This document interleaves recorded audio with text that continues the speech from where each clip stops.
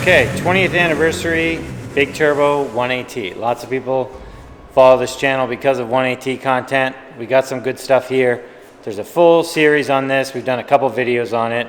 It's finally on the dyno. We've had quite a few hiccups to get to this point. One being the axles. The dry shaft shop axles were too short. We had to get new shafts sent to us. In the meantime, I do have them now. However, in the meantime, I had picked up another set of OEM axles to put in the car to get the car moving and to get it on the dyno. We've gone through the regular hiccups of trying to, get the car running, get up to speed. We had some problems with the fenders wanting to chew through the tires. This coolant thing that was supplied with this whole setup isn't really the correct one for this setup, so we had just plugged it off. However, that plug is now leaking under pressure, so we got to swap that out. We're having a bunch of problems with the brakes still, which has been a huge pain. We're going to try a few more things with that, but just typical, rebuilding everything from scratch kind of deal, the hiccups and headaches that you're going to have starting essentially from scratch, putting this thing together. We've done a few base runs, nothing I've even logged for horsepower or anything like that, so you wouldn't see any of that yet. We've had some charge pipe popping off, just stuff where things have been on and off 100 million times to get to this point. But it's on the dyno now. I've ran through all the gears. We've gotten a little bit of boost into it. It's time to start doing the full tuning process and work through whatever other kinks or hurdles we have throughout that process. So we'll probably start showing you some dyno runs now and bring you through the process.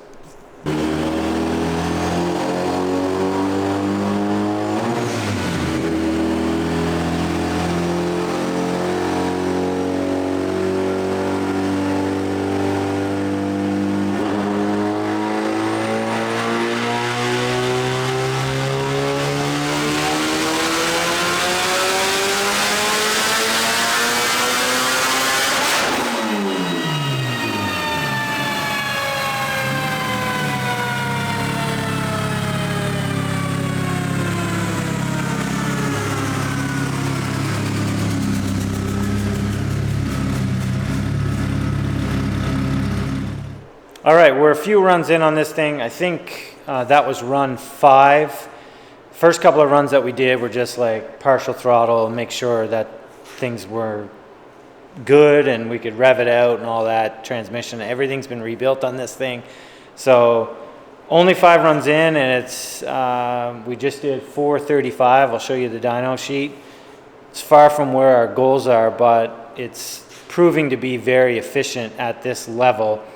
I still have a bunch of tip in and stuff like that to work on as each run goes on. I'll mess around with that, but you'll notice probably in the last clip when I first hammer the throttle there's a little stutter.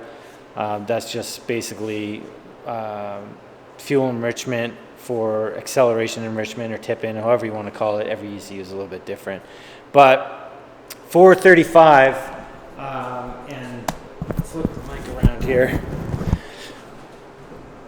It did 435, 285 torque. Keep in mind, it's a pretty big turbo, but the torque is really flat, and I have it set right now, the cursor at 400 wheel horsepower. It did 400 wheel horsepower at only 15.3 pounds of boost. It is creeping up right at the end to 17 pounds of boost. To see 400 wheel horsepower on a 1AT at 15 pounds of boost is really good. A big part of that, obviously, is the setup, but also we're currently running E85 in it. This will be a flex fuel car, but because it's all new, starting off tuning with ethanol makes the most sense, because we'll run it, if we run into any restrictions or anything like that, at least it has good fuel in it, so we're not torturing it with 91 octane or something like that to try to make a bunch of power on it, and it can't even do it based on setup restrictions. So we start with the good fuel, tune it basically to its limits, and then we'll do pump gas tune so that we can do the full true flex fuel stuff. I do hope to do some rolling anti-lag and stuff like that with the cruise control. I still have to figure that stuff out on this car, but right now things are looking good for power. We'll probably show you some more runs as we go through and any headaches, but things are looking good. Things are performing well, and hopefully we get to our goal.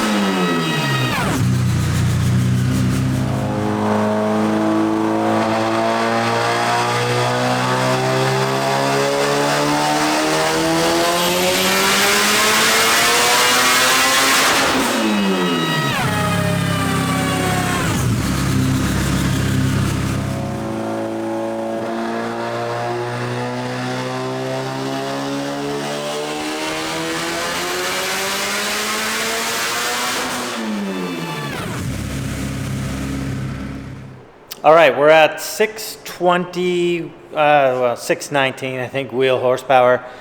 We had some discrepancies, or I had some discrepancies on boost between, as we went up in boost, I was seeing discrepancies between the ECU and the dyno itself, which is part of the reason we were running into a couple of the cuts. Clayton maybe has filmed some of that stuff.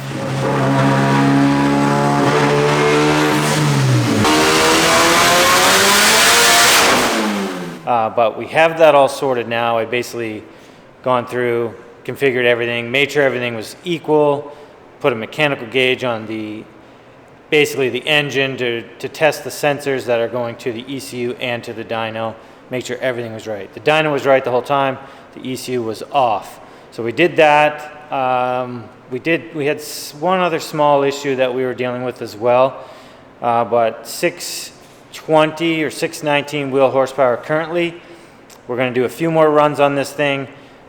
It's rainy and crappy out today, but we're going to get it warmed up and see if we can make a little bit more power with this thing. Then we'll swap out, turn the boost and ethanol and all that. Sorry, not the ethanol. We're going to swap out the fuel, get rid of the ethanol, put pump gas in it, and then adjust the tune so we have a tune on pump gas and ethanol, and then we can do the blending and everything so that it will be a true flex fuel tune. We also have some stuff to do with the launch control and hopefully figure out rolling anti-lag. Either way, the car's not finished, but the big horsepower stuff, we're getting close. I'm not going to push it too much further than this, I don't think. We'll see how it goes. It seems to be working pretty good right now, so let's get it warmed up. Let's do a few more runs on this.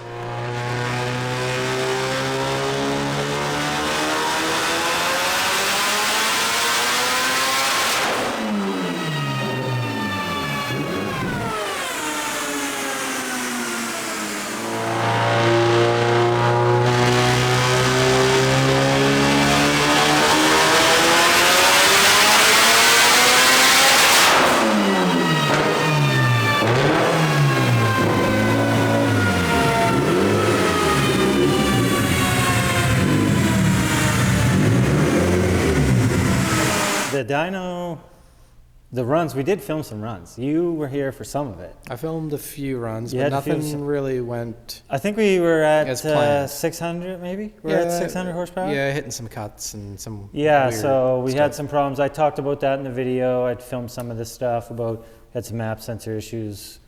We did all kinds of testing and stuff like that. Since you were here though, we started doing some runs and we got to just over 600 horsepower, and we had an axle break on the dyno, which was the first time that's ever happened.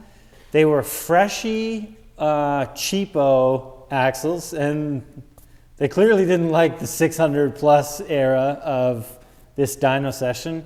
So we pulled it off the dyno. I had the dry shaft shop axles, the shafts, the replacements that we needed. We rebuilt the axles. I started to film that, but I think the GoPro died or something, so I don't know if we got any footage of that. But we put the dry shaft shop axles in the car, that was 100% the problem. And we started tuning this thing again. So I turned the boost up a little bit more. You weren't here for that, right? Nope. I sent you the dyno sheet. Yep. And we made, and you probably see this already in the video, we made 658 wheel horsepower. We're going to, two things. Whoever guessed the closest to this, I had made a post on Facebook about this. Whoever guessed the closest to this in that Facebook group, I will be sending you your prize. So we'll tag you after this video has been posted. But 658 wheel horsepower, 40 pounds of boost, and it does have some room to go, to be honest, Clayton. But I'm holding out on it because it has the ARP 2000 rod bolts in it, and we have taken a few of these setups to around the 700, with my old setup, around 700 wheel horsepower. But this project has been such a long time in the making for the customer. I'd hate to try to get a hero run out of it and have a rod bolt failure or something like that. So I stopped at the 658. It has a bit more timing I can throw at it. It's a little bit on the rich side. I can lean it out some more, and we can chuck some more boost at it. So I know for those that are building 1ATs, this setup 100% will make 700 wheel horsepower without even me trying very hard. But it's the ARP bolts. I just don't want to push those things any further than we need to. Typically those IE H-beam rods, they rate them at like 700 horsepower, and that's not really even 700 wheel horsepower. I know we've taken those rods to that level, so I'm comfortable here, but I just don't want to overdo it. So let's show you the graph.